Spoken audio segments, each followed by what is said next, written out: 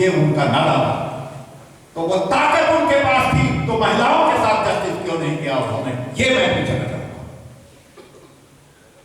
ये इसलिए कि इस स्थिति में रहने से उनको ज्यादा फायदा। दो कानून ऐसे कारण है,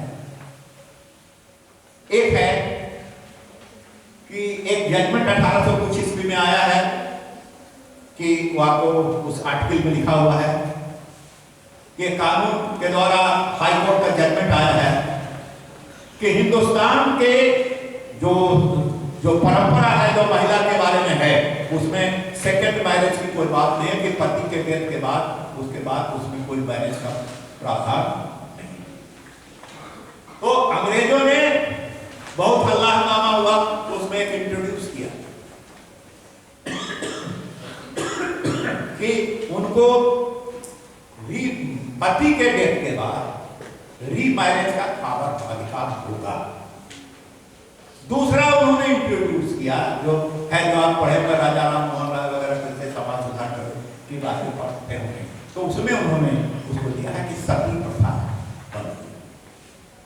अब सवाल उठता है कि ये सती प्रथा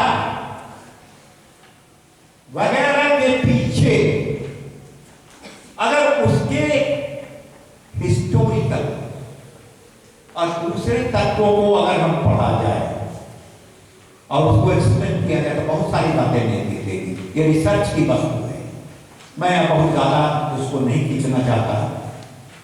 मैं ये बताना चाहता हूं कि जैसे बाल विवाह है, अपने अनुसार पति को चुनने का अधिकार है, तो हिंदुस्तान में कभी बाल विवाह नहीं रहा। बाल विवाह बाल विवाह शास्त्रों में लिखा है कि हिंदुस्तान में बाल विवाह नहीं था। मैच्योर होने के बाद, एडॉल्सेंट होने के बाद उनकी शादी की जाती थी, है आपकी शादी। दूसरी बात मैंने क्या कहा, एक बार मैंने कहा कि ये शादी की बात, और दूसरी बात है कि महिलाओं को पति चुनने का अधिकार। तो कृष्ण ने अपनी पत्नी को कैसे चुना था? दोनों ने मिलकर चुना था, किसी भी उसके चलते कहीं युद्ध भी हुआ। द्रौपदी को कैसे अर्जुन ने चुना था? ये दूसरी बात है कि द्रौपदी से अर्जुन की पत्नी न रहकर और 5 भाइयों की पत्नी बनी। ऐसे अनेकों उदाहरण हैं कि वहां पत्नी को पति चुनने का अधिकार था। ये कहना गलत है, लेकिन मैंने पहले ही कह दिया कि हम इस बात से भी इनकार नहीं कर सकते कि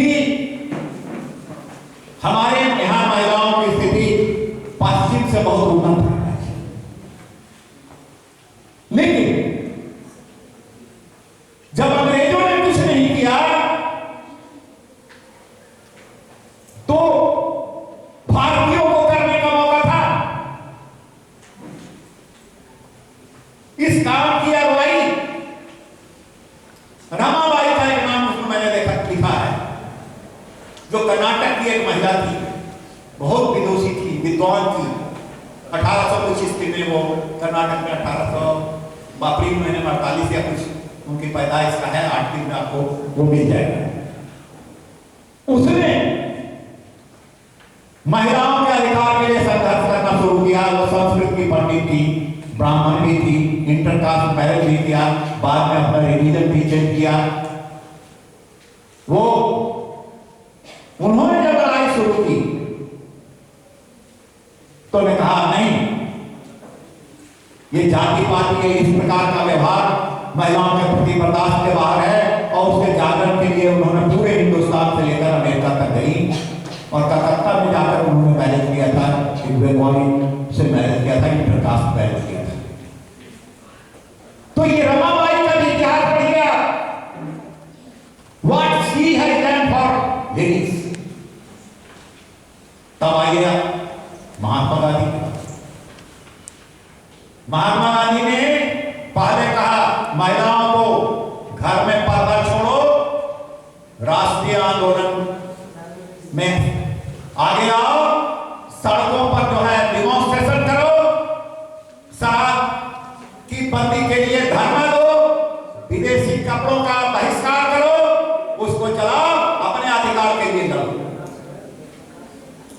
महात्मा गांधी कहते हैं, उनको पढ़िएगा तो ये मिलेगा कि महात्मा गांधी का यह मानना था कि एवरीथिंग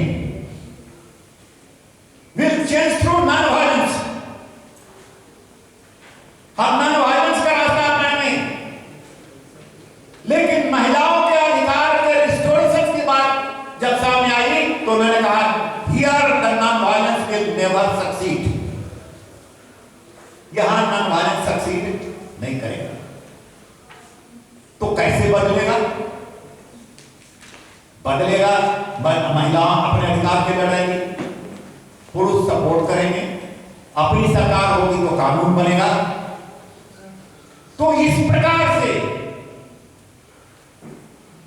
एलिवेशन भारत में आई।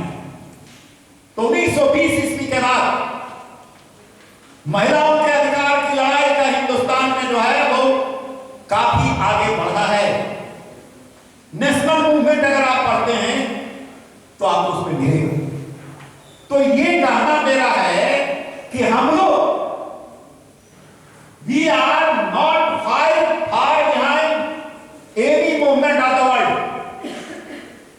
1526 से आप पढ़िए इस आर्टिकल में, 1526 से इंग्लैंड में मैंने ये विदेशों में मैंने नाम दिया है कुछ लोगों का कि 1526 से आपको 1700-1800 तक जो है ये कई गैस मिल से लेकर बहुत सारे लोग विद्वान आए हैं, उनके द्वारा जो है महिलाओं के हक की लड़ाई लड़ी गई।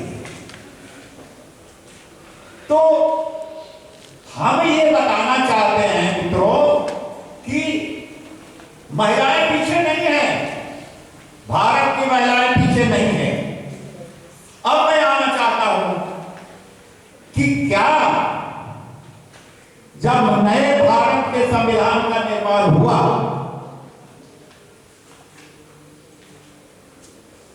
तो हमको क्या करना चाहिए, हमने क्या किया? यही आता है जब आप संविधान दिवस मना रहे हैं। तो ये बातें आपको समझनी चाहिए। Where the fault lies, where is the beauty, what is the criticism, how it should be assessed. तो ये चीजें आपको देखना पड़ेगा। तो यहां अगर मैं आता हूं तो आपको बताता हूं कि भारत का संविधान को अगर मैं देखता हूं और पढ़ता हूं, आप लोगों में से बहुत कम लोग होंगे जब गुलामी में पैदा लिए होंगे। हम तो पैदा लिए थे, संजोग से हमने ही देश को आजाद कर दिया पैदा लेने के बाद, कुछ ही वर्षों के बाद देश आजाद हो गया।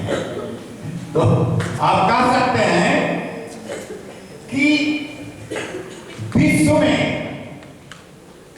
इतिहास के अगर विद्यार्थी होंगे तो जानते हैं एक फ्रांस की क्रांति हुई थी जिसमें 3 अमृत, उसको मैंने लिखा है इसमें 3 अमृत के कलश निकले, स्वतंत्रता, समानता और बंधुत्व। वास्तव में किसी के पर्सनालिटी के विकास के लिए जब तक इन 3 बातों की गारंटी समाज या देश का संविधान, देश का कानून नहीं करेगा, तब तक कोई व्यक्ति उन्नति नहीं कर सकता है। This is the core of our freedom. इसने इंस्पायर किया। तो कौन सा चीज सबसे ज्यादा अगर नेग्लेक्टेड था, सबसे ज्यादा किसी चीज पर अगर वो प्रहार हुआ 500-700 वर्षों तक, तो वो था फंडामेंटल राइट, हमारे मूल अधिकार को पैरों के तलक कोई भी शासक आया हो उसने कुचल दिया, जिससे आदमी आदमी नहीं रहा, आदमी पशु बन गया, उसके सामने कोई दूसरा चारा नहीं था। उस स्थिति को, पशुवत स्थिति को बदलने के लिए क्रांति की धाराएं हुई है। फ्रांस की क्रांति को आप बहुत जानते हैं, पढ़े हैं। हिंदुस्तान का नेशनल मूवमेंट वर्ल्ड में उठा है। मैं पढ़ाता रहा हूं, मैं चैलेंज करता हूं कि इतना लंबा स्वतंत्रता संग्राम का इतिहास विश्व में किसी का नहीं है, और इतना बलिदान किसी ने भी नहीं दिया, और इतने विद्वान किसी भी देश ने एक समय नहीं किया स्वतंत्रता आंदोलन के समय में। अमेरिका का स्वतंत्रता आंदोलन ने क्या किया? He restored the fundamental right. First American है जिसने अपने संविधान में नागरिकों के मूल अधिकारों का वर्णन किया। दूसरा है कि अधिकार की अलग अलग व्याख्या, जो आए अधिकार को जो सा चीज चाहे बदल दे, उसको ये बदल नहीं सके, कंफ्यूजन नहीं रहे, इसलिए संविधान को लिखित बना दिया गया कि no can change, he will have to act as the constitution of the country. वो तभी संभव है जब उस चीज को संविधान में लिख दिया जाए। तो फंडामेंटल दूसरा जो है संविधान बना फ्रांस में हुआ है, तो पहला संविधान बना अमेरिका का, जिसमें आप नागरिक के अधिकारों का वर्णन देखते हैं। तीसरा क्रांति हुआ हिंदुस्तान में नेशनल मूवमेंट के द्वारा, उसने भी देश को संविधान दिया और उस संविधान के द्वारा हमको क्या मिला? 3 चीज हम बताएंगे, ज्यादा बताने का समय नहीं। एक है रिटन कॉन्स्टिट्यूशन, जो वर्ल्ड का सबसे बिगेस्ट कॉन्स्टिट्यूशन है। दूसरा है फंडामेंटल राइट और तीसरा है डायरेक्टिव प्रिंसिपल ऑफ स्टेट।